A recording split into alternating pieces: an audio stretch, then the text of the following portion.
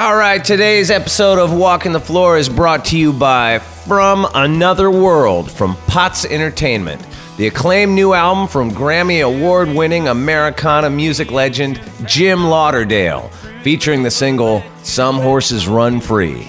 Get your copy today wherever you listen to music. To believe the tales of a land where some horses run free. Hey, this is Aaron. This is Sam, And this is David. and we're the Quaker City Night Hawks, and you're listening to Walking the Floor. I'm walking the floor over you. Walking the floor. I'm walking the floor. Walking the floor over you.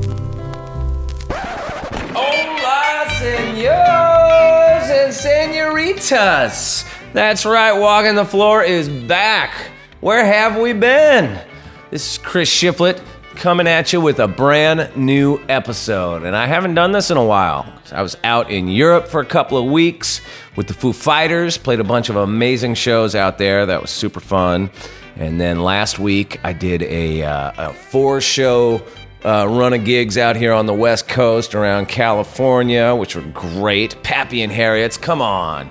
Always a blast out there. The Wayfarer down in Costa Mesa was great. Bakersfield. I gotta say, I was most pleasantly surprised with the Moroccan Lounge right here in downtown Los Angeles, because LA can be tough. Oftentimes it's hard to get people out at all, and when you do, they kind of stand there with their arms crossed, and it can be kind of dead in the room, but that was not the case at Moroccan Lounge. It was great. Lively bunch of people out there that night. Super fun. Most importantly, it's summertime, and I've just been enjoying being home, man. Driving my kids to summer camp, catching a few waves here and there, the odd barbecue. And, I've been doing this podcast for a long time. Sometimes I just get sick of listening to the sound of my own voice, and I need a break from it. So I'm back talking. I got to let you know, coming up soon, I got a bunch of new tour dates starting August 31st out at Dierks Bentley's Seven Peaks Festival in Colorado. And then heading out through the Midwest and dipping into the South, wrapping up at Americana Fest. The Cordovas are going to be out with me, and they're also going to be my band. So it's going to be a really fun night at these shows, because you're going to get to watch a great band, the Cordovas, and then I will come out and join them, and we will do a set of my tunes, and it's going to be a good time. So get on over to chrisshiflettmusic.com. If you haven't got your tickets, get your tickets. They're on sale now everywhere. Okay, let's pay some bills. All right, let me tell you a little something about Zounds.com. Did you know that Zounds has been around since 1996? If not, it all started way back when as a small little retail shop and has since grown to become one of the biggest and most badass online musical instrument retailers on earth. And furthermore, Zounds staff are all musicians. So if you prefer to call, they know the gear and they speak gig. Get on over to Zounds.com. Free shipping on every order. No exceptions and no exclusions. And support for Walking the Floor also comes from D'Addario. D'Addario, a fine maker of USA-made instrument strings and musical accessories, are committed to sustainability through the playback program, recycling over 1 million used instrument strings, man. So for more information on the playback program, get on over to playback.daddario.com. Okay, let's get to today's interview.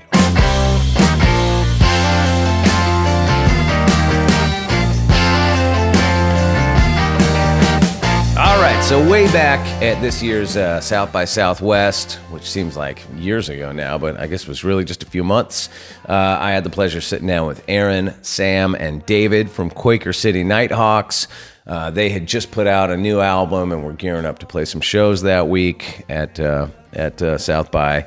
And as a matter of fact, I think I played a couple shows with them. Definitely played at least a couple shows on the same bill as those guys down there. As a matter of fact, I remember when we pulled up at the Luck Reunion Festival, which is like on Willie's Ranch. It's like an hour outside of town. And it's, big festival, so it's a little bit crazy. We pulled up and you sort of get directed into this parking lot that's really just like a dusty old field. And there's all these people's like tour vans and stuff all parked kind of willy-nilly, and it just didn't really seem super organized. And I was just like kind of scratching my head going like, where the fuck are we supposed to put our gear? And I looked across the field and I saw the boys from Quaker City Night Hawks in all their, Showtime finery at like noon on a blistering hot Texas day. And I saw them like schlepping their gear themselves across the field to wherever their stage was. And I just thought, all right, yes, we are in the right place. Follow them, boys. We had a great talk about, things like when you're writing songs and you accidentally rip off Tom Petty or even rip yourself off, and how growing up the children of preachers and singing in Church of Christ, influenced their music and their musicality and all that sort of thing. They have a ton of tour dates stretching way out into the horizon. I think they start like next week or something with Corrosion of Conformity, no less. That's an interesting bill. Quaker City Night Hawks and Corrosion of Conformity. It's pretty cool. It lends a little credence to my theory that all genres are becoming one, and it's called Americana. This is Aaron, Sam, and David from Quaker City Night Hawks on Walking the Floor. I'll do better in the morning. Why don't we start with you guys introducing yourselves and what you do? Because normally I just interview one person, so we don't have to do that. But now, there's multiples, so we gotta make that clear. Cool. My name's Aaron. I play drums in the band. I'm Sam Anderson, and I play guitar and I sing. And my name is David Matzler, and I play guitar and sing also. All right. South by Southwest. Yeah. How do you find it? Do you like it? We find it somehow. Every year we find it. It's a fucking mess down here. I haven't been to South by in a few years, and just even in those few years, I think it's like 8 million times fucking crazier than at least I remember it. I don't know. It's a mess of humanity. Halfway to Georgetown now. Yeah, before you're out of it's it. so spread out. Yeah. It used to be on 6th Street, maybe a little bit on South Congress. Now everything's happening all over Austin. Do you guys live in Austin? I know you're from Texas, right? Aren't you from Fort Worth? Right? Do you live in Fort Worth? I live in Fort Worth. They Okay. live in Nashville. Oh, okay. So Fort Worth is still home, though. What is South by Southwest nowadays? What's the point? Well, What is it supposed to be like? What does a young band get out of South by Southwest? Or do you get you're not trying to get a record deal. You're not trying to find a booking agent or all the stuff that it's sort of supposedly for. Like, what the fuck are we all doing here? That's what I'm trying to figure out. You got to get on a cool poster. Exactly.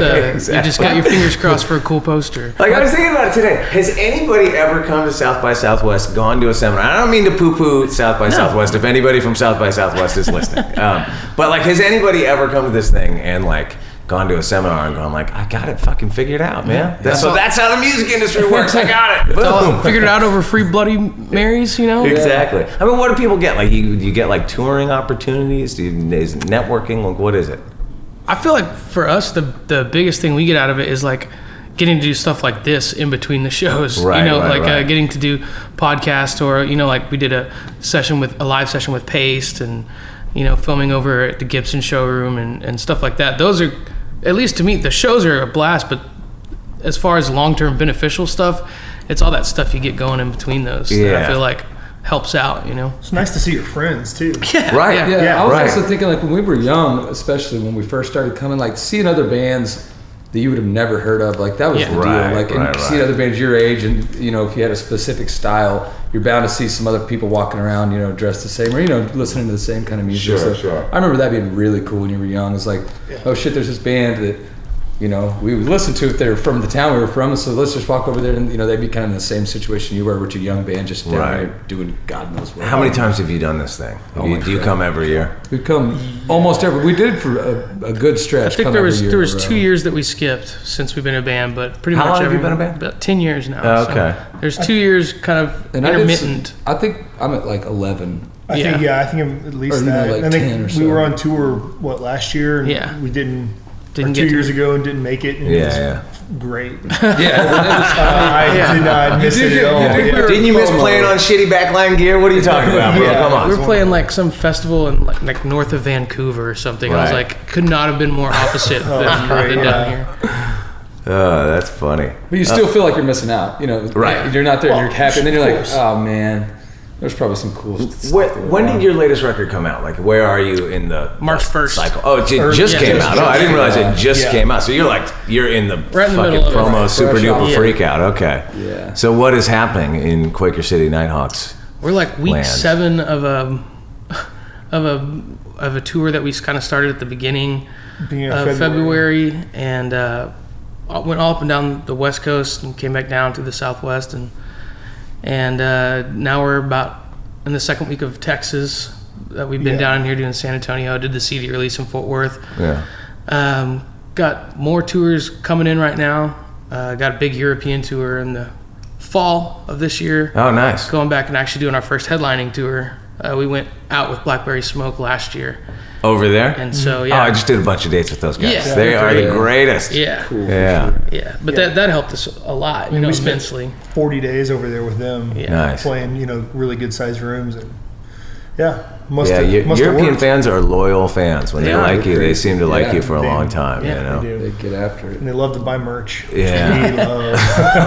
It helps. Buy our things. Please buy our Getting over wares. there ain't cheap, man. Yeah. I got a tour coming up over there myself, and I was like, how can I not lose my ass completely? I was like, what are my Amex rewards points? And how many United miles do I? I mean, I cashed all that shit in to buy my band tickets over there. Yeah. Do you guys like touring? I mean, touring is like, obviously in 2019, you just, every band has to tour constantly, Do you like it? Do you like that life?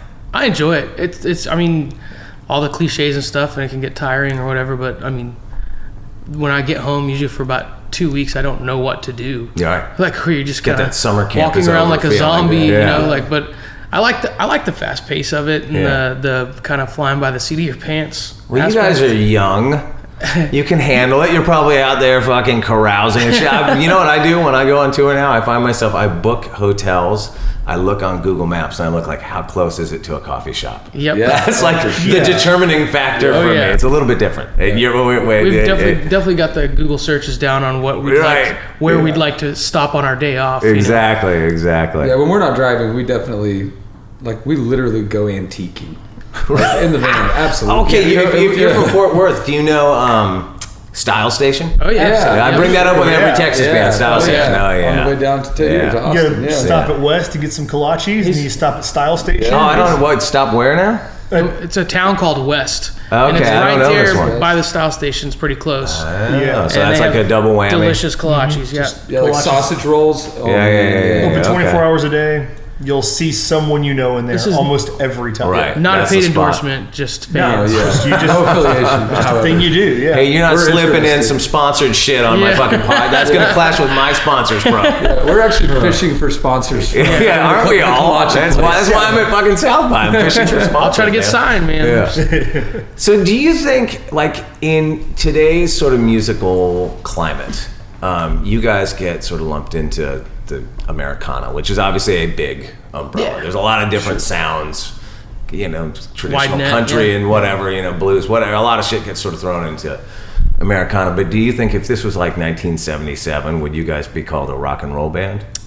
I think it'd probably absolutely. Yeah. I also feel like since then it's fragmented into so many smaller genres. Back then, I feel like it was easier for I don't think there was as many words even for different genres. Yeah, less descriptors. It's like that's pretty rockin', I guess, kind of situation. But I feel like definitely when you look back at the bills and it's like these festivals that had so many different varieties of music that you can't even find anymore. Yeah, where you would have what is considered a hard rock band, and then you'd have a songwriter, and then you'd have a trio or a jazz band mixed in, and it was a little more inclusive, I feel like, back then. It's interesting, I feel like, I'm a guitar player first. That's like my first love, and I think that's what draws me to, no offense, to the drummer. Don't take it. But I feel like that's what draws me to a lot of the music that I like, and we're sort of living in this time where guitar music, guitar bass drums is becoming this more sort of niche thing, and to my ear, all mainstream genres are kind of blending together. You know, mainstream country doesn't sound that much different than mainstream pop. Sure, it doesn't sound that much different, really, to me, as a lot of what's called mainstream alt rock or whatever. It's all kind of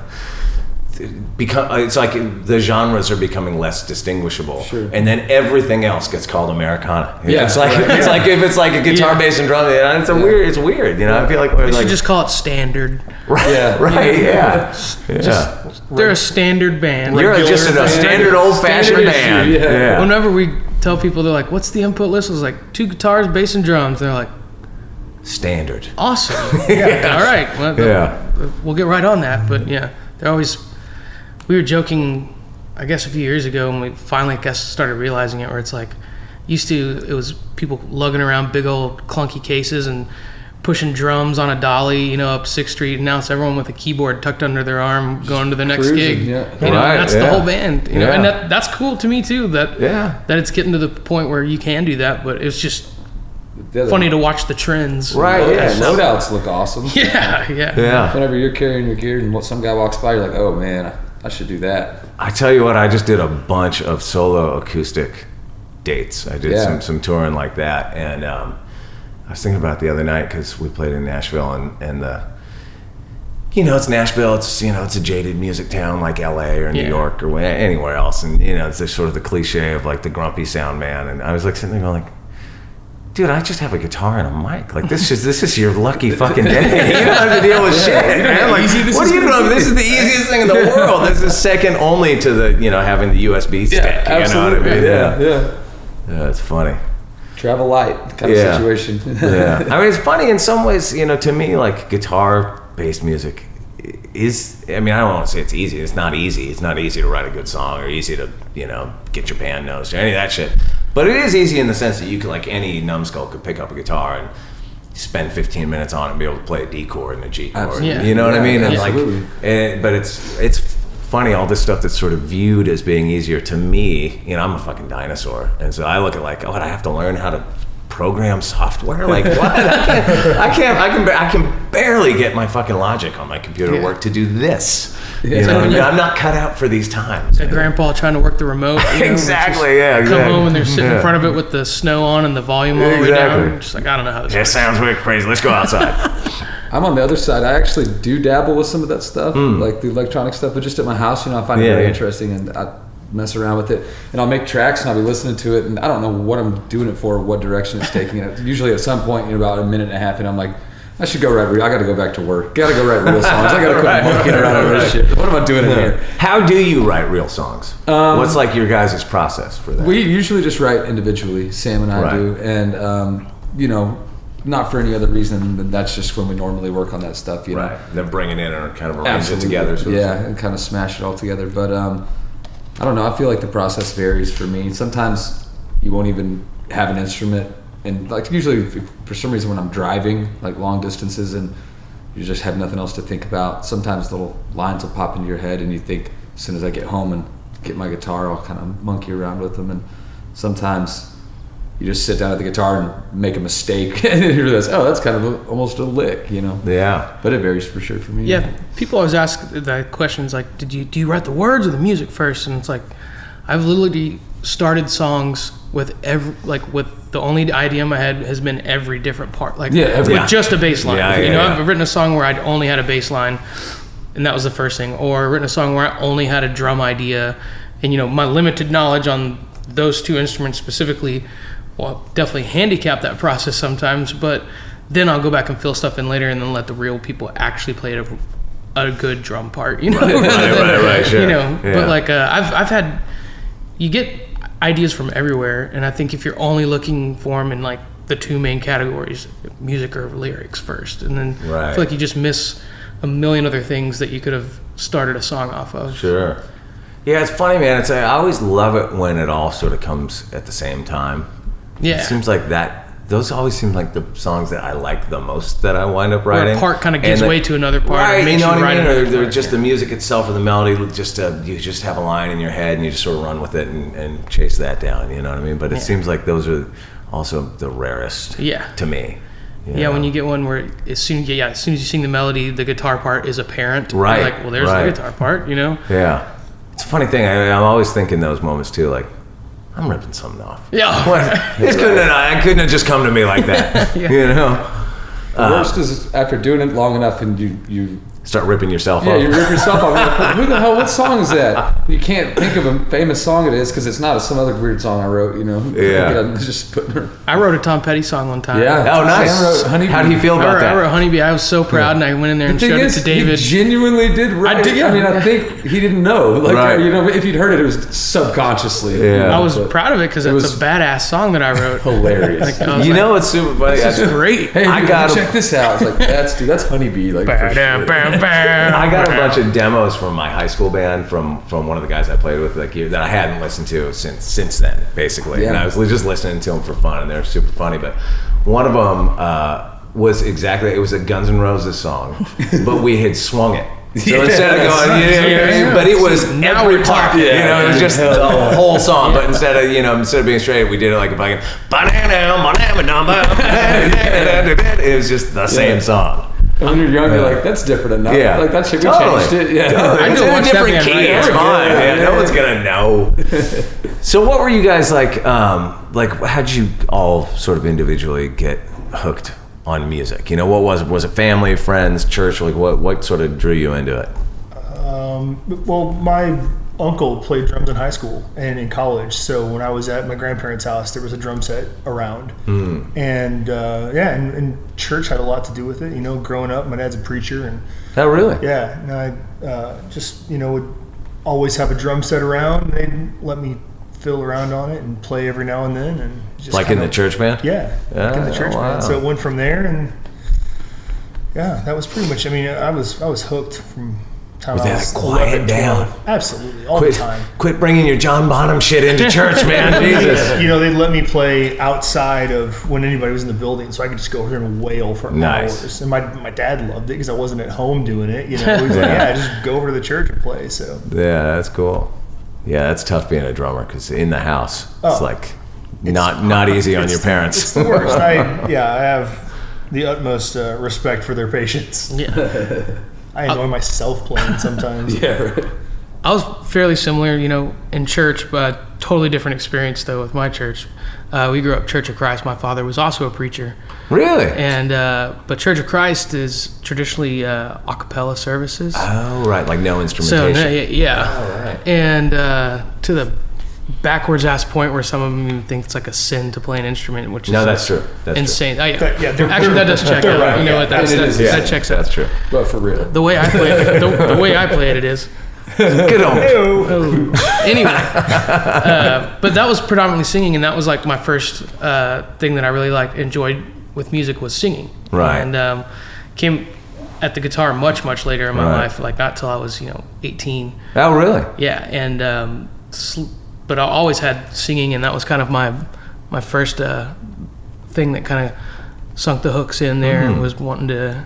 I enjoyed singing at church. It was like kind of the only part I really look forward to is this, Yeah. few songs we get to sing, and Yeah, that's cool. people are always like, "Oh, was it so pretty?" Just because everyone only sings all the time. I was like, not necessarily. Oh, really? Like it could be a little rough too. You can still be a bad singer, Right. Sing at the top of your That's lungs. probably where a lot of bad singers go. Yeah. Like who's gonna? You can't. It's Yeah. probably like they need people there. Yeah. You know.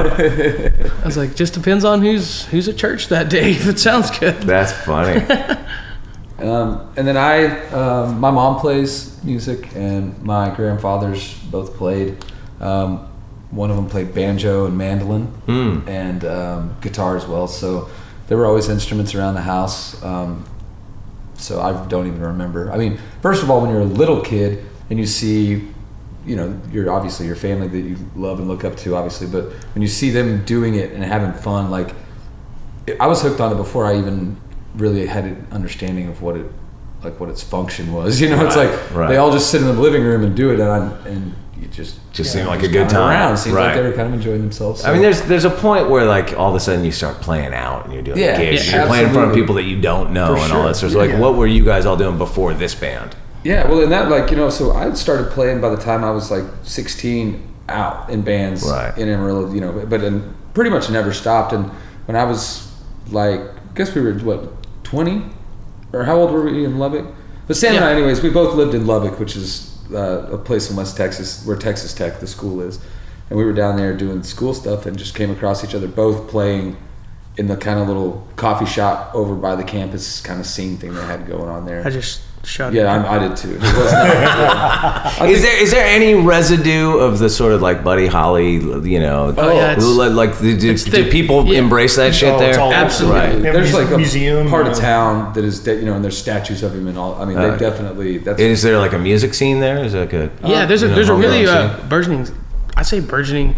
It's been there for forever, but they're starting to get light shed on it now. But there's a really good singer-songwriter scene going on up there. They got a bunch of guys that kind of a weird little kind of whole fraternity of them up there that kind of write together and bounce songs off each other. cool. So Oh, cool. they've got some good guys going on up But there. then we just ended up in Fort Worth, you know, after a little while, and we were just playing in this little anywhere they'd let you play kind of scene, you know. And Is there a good music scene there? there is. I mean, now. I know Dallas. They're in but Fort I Worth don't, now, you know. especially. There's a really, really good one great, now, and this was Right.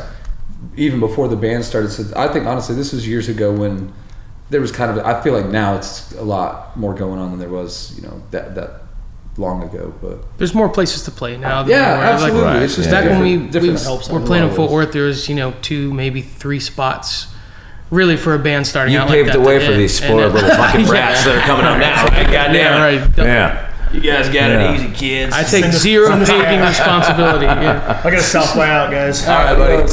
Dude, Later, Aaron. Nice to meet you. Nice to meet you, Yeah. too. See you Thanks guys for later. coming. Have a good other gig. yeah. Yeah. Now we can shit talk percussion. yeah, Finally. I was getting to that whole part right here. Yeah. drummers, God. You know what? Actually, funny. There was a good quote that I read that I don't know if it was his quote or one of you guys, but it was, I had this idea for a band, ZZ Top, but with John Bonham on drums. Was that something he said? I think that was mine. That was mine.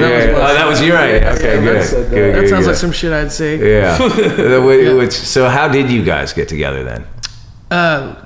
Kind of. Just playing around the scene. You guys all kind of know each other from around. Yeah, we'd been playing. Aaron was. And then you said that one day, and then boom.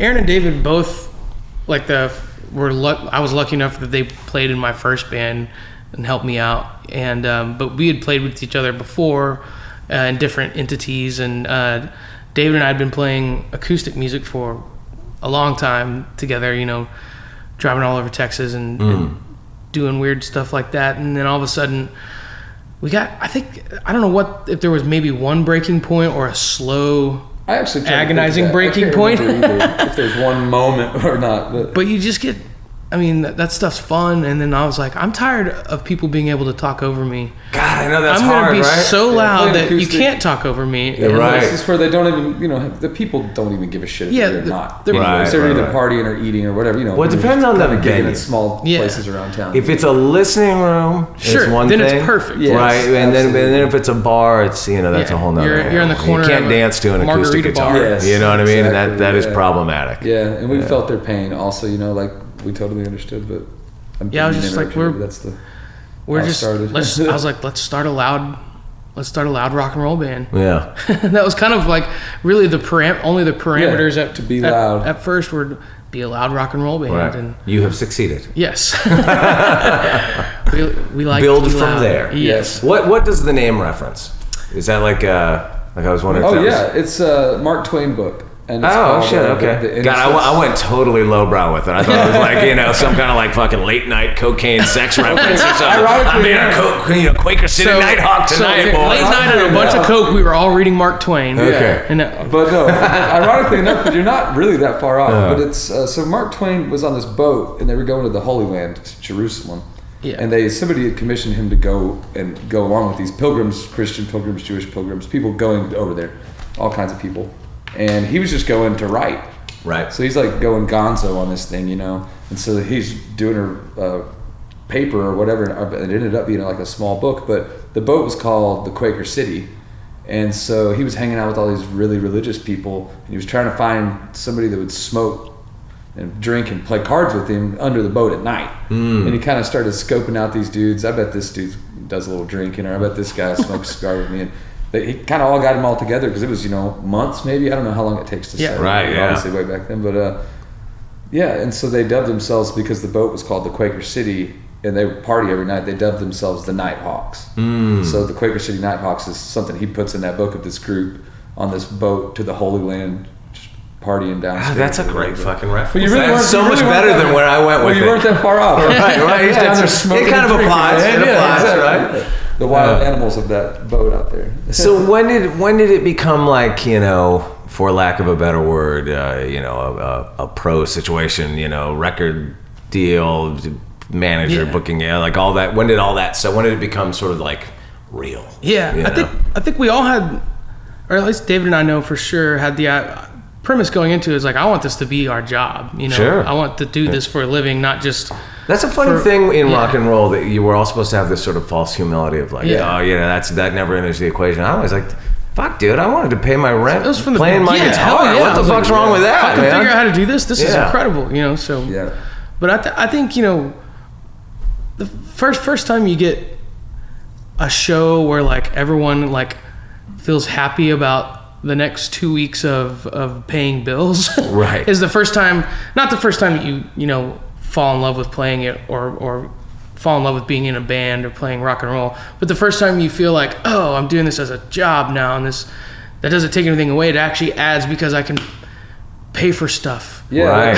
Support yourself off doing that. Like, it's so, just the words, as I was about to say, it seems so cliche, but that makes you feel awesome, to be able to do what you love. And even, I remember the first time. It's a rarity in this world. Yeah, it really is. And I have to constantly remind myself of that when we're out, way into the middle of riding around in a van. Like, we just got back from Montana and it was -10.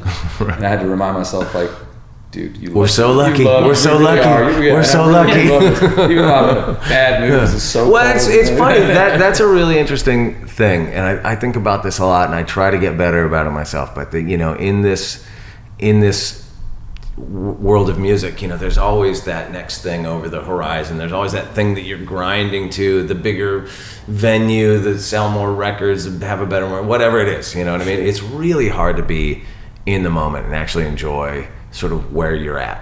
Yeah. You know what I mean? I don't know if I ever really honestly accomplished that. Yeah. You know what I mean? And yet you look back at 30 years ago, 25 years ago, 5 years ago, last year, whatever, and it all seems so fucking great. You know what I mean? But I wish I could remind myself on those, all day, 0 degree Montana drive days that like, I actually fucking love this thing. You know? Even when you consciously are trying to do that, it's still hard to get the full grasp. Like, totally.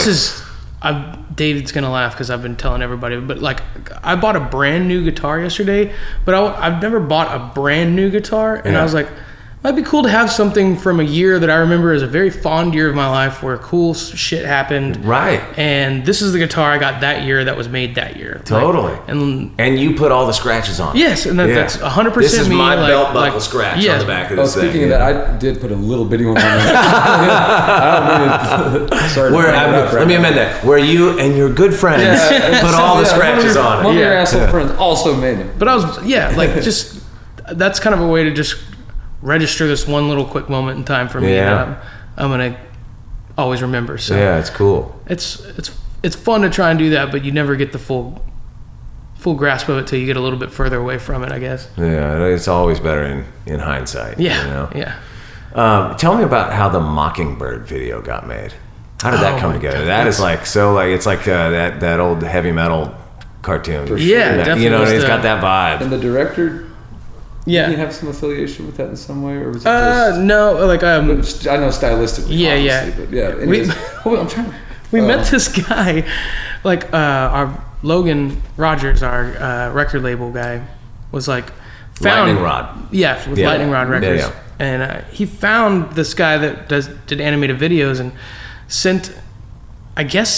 told him when we were playing at South by, we don't really know who we're looking for. Anyway, who we find is this guy with a top hat on, like kind of muffled looking top hat with some sort of vertebrae rimming the top of the hat. Yeah. And he has like this like leather. It looks like the devil's Bible. Like it's like this leather bound thing. He's like, I got to show y'all some stuff for the new video, and I'm like, okay. And like he'd already been working This is on our it. guy. Yeah. But then he unzips this little devil's Bible looking thing, and it's like two like pristine, HD screens in there where he like pulls up our video. I was like, what? It's just like on the sidewalk, like after a gig, like on 6th Street. And I was like, nice. This is the weirdest way to be shown roughs from your music video, I think, that you could ever experience, I mean, that had to be one of those moments where you're like, fuck, we're doing this. Yeah, we're doing this for real now, we boys. saw him and we're like, oh yeah, that looks rad. Yeah, just keep going. Just keep doing that. Do this. I've got a 4-barrel space gun in this one, What's so go wrong? definitely excited. So you guys went out supporting Chris Stapleton. Yeah, we've done a few shows. Yeah. Have you done lots of those kind of tours? Because I imagine that's a very different animal from playing whatever with your sort of kind regular of a big tour. bus band, It's way different for sure. The last 2 years, especially 2 or 3 years, especially, we've done quite a bit of, we did the 40 dates with Blackberry Smoke in Europe in this last fall, and we've been out with Cadillac 3. Oh, nice. And just going out with different people like that and kind of seeing how a big tour works, and also trying to chase a bus around the United States. Were you in a bus chasing a bus? No, yeah, we that's were in hard. a van chasing That a is bus. hard, man. Because they don't route that shit for a van. Because they party. We're an afterthought. You party till 2 or 3, go to sleep on your bunk, and wake up at the gig the next morning. If we party till 2 or 3, we have to go back to the hotel and wake up at 5 in the morning so we can leave and get there at the same time as the bus. Exactly. It's, that's rough. What's that? How did you find playing to like a big crowd like that you have to assume on a Chris Stapleton tour or whatever? Yeah. Like that's like 98% of the people have never heard of your band, and you're kind of going out there trying to win them over. And like, how did you deal with that? Did you was that a good experience? Yeah, I think it is definitely a good experience. And the cool thing that we've noticed is a lot of those guys that you just mentioned, those artists, just the bands and the just individuals, but they cultivate this really rad kind of scene where their fans know that they're going to be pretty judicious and kind of vet who's opening. Right.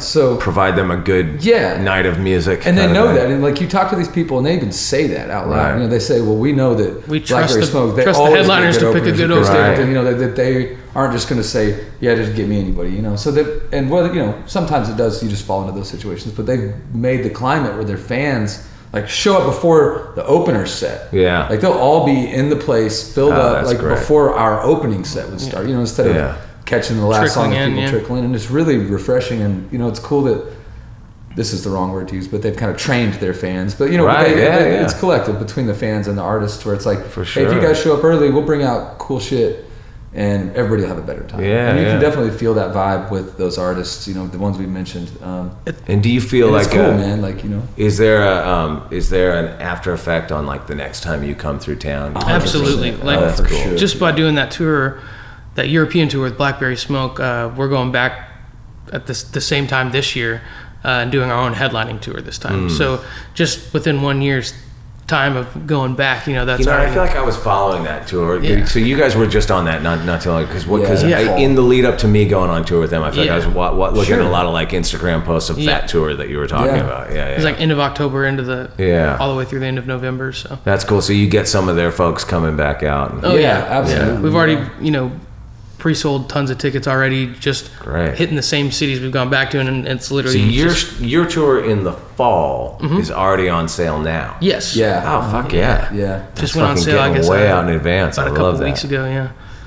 So that's good. Good having good numbers in advance. Where you're going into it excited, not going into it being like, that's crazy. What Hope we get some walk up. Yeah. data and analytics today are crazy because you can see things like you said just so far out in advance, and It's you kind of have to do it that way now because everybody's on the road, so you got to get those Planning rooms. that way, I've noticed that in Foo Fighter Land over the years. It seemed like, in the early years when I was in the band, that we would book these tours. I mean, I'm sure our booking agent was working on them way out in advance, but it seemed like they would go on sale a few months or something before. Now it's like a year. It's so Put long. those big shows on sale a year. You got to like hold those I'm rooms. amazed people can plan that far ahead, like of I like know. attending an event. It's awesome. I think it's awesome from a band's point of view to like sort of see your year mapped up, and it's also daunting. Where you're like, for sure.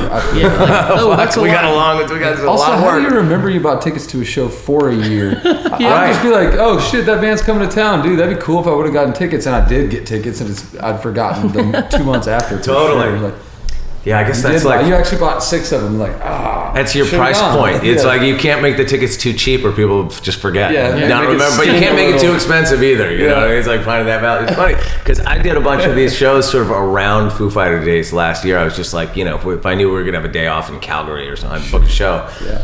And I think it was Calgary where like, I mean, it sold out pretty quick. It's a small room. It was like 100 cap or 200 cap room or something, and it sold out right away. And then on the night of the show, like half the people didn't come, and I was like, what happened? Yeah, what was the deal with that, right? What went wrong? And I was like, because I think tickets were like $5 or something. I was like, I think I made the tickets too cheap. Because if a $5 ticket, you're at home and you're tired, you're like, nah, I only paid $5. Yeah. Fine. I'm not going to that. Yeah, that's a good point. If you buy something from Wendy's that's $5, it's not very good. You don't feel bad just throwing it away. Exactly. Yeah, exactly.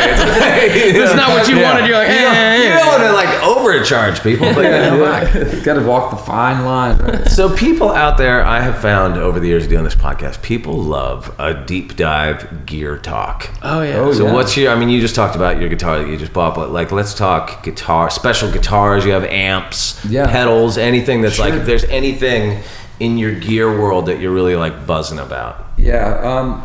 Do you have anything? I mean, do you want to start, Sam? I'll go too. I just got a brand new ES335 from Gibson. We were filming something over there, and they had it sitting out, and they knew what they were doing. Yeah, dude. So they've already, graciously given me a Explorer that I play, which is fuck yeah! Ever since I saw, I always love the Seek seeing and Destroy somebody, video. I was like, I gotta have one of those. So. Anytime I see somebody playing an Explorer that isn't in like a Slayer or something, it always makes me fucking super happy. You know, because it was so like co-opted by the Scorpions or whoever. And nothing again. Like I grew up with that shit. I love it. But but I love the sort of like the more like like you gotta remember like Skinner played fucking Explorers. You know what I mean? Like it's not necessarily a super heavy metal guitar. For sure. Yeah. Flying V's too. Exactly. And those were some of the ones we were demoing out there, doing a little bit of like online content for that. But we were playing the V and the Explorer, and we were talking about like on the Flying V. I mean, like Albert King played one. Like a badass. You know? He played his flip over like smoking a pipe. And wasn't it strung right-handed? Maybe playing a left. Yeah, one of those guys. Yeah, upside down. Crazy stuff about upside down left. You know what's funny, man? I actually saw Albert King when I was in high school. My buddy Luke, who I grew up with when we played music together, his dad was just like way hipper than we sort of realized at the time. But he dragged us out to an Albert King show just because, like, he knew it was something special, and we did. And my takeaway from it was cool Flying V. Yeah, hell yeah. It was like many years later that I was like, fuck, I saw that dude. That's pretty rad. Yeah, and then just growing up watching ZZ Top too, and anything they roll out, you're like, wow, that's the coolest shit I've ever seen in my whole life. Like, yeah, for sure. Yeah. Speaking of Albert King, so like amp wise, he always played those huge like the brand acoustic. But the solid state gigantic stacks. Really? Solid state? Oh yeah, only exclusively. Are those things cool? Like, do they sound good? Dude, yeah, I haven't played a guitar through one, but what I was kind of segueing here is we been playing Quilter. The brand is called Quilter. But there's solid state heads that are like just, I don't know. We got so tired of, we still have to load all our own stuff, obviously. We have to change our own everything, and just tubes rattling around in the back of vans, just problematic. Making insane. Always problematic. For the longest time, we played all like solid state 70s PV gear. Oh, no shit. And just because they're just loud as shit, and you can cartwheel them out of the back of a trailer and they turn on every time. Speed. But at the same time, we're having to pull like a 6x12 trailer everywhere with us, and when you're doing just Whitefish, Montana to Bozeman, when it's negative 12 keep it on down an to icy 60. path, not a fun trailer. In California, what the speed limit's 55 if you have a trailer. I've been having that discussion myself. Like I got a van, but do I get a trailer now? 'Cause it's a little tight in there when you put the van in there. There's like no room for a merch person, or TM or whatever, But I'll let Dave finish. But that was just saying, like, we started downsizing for sure once we had to start.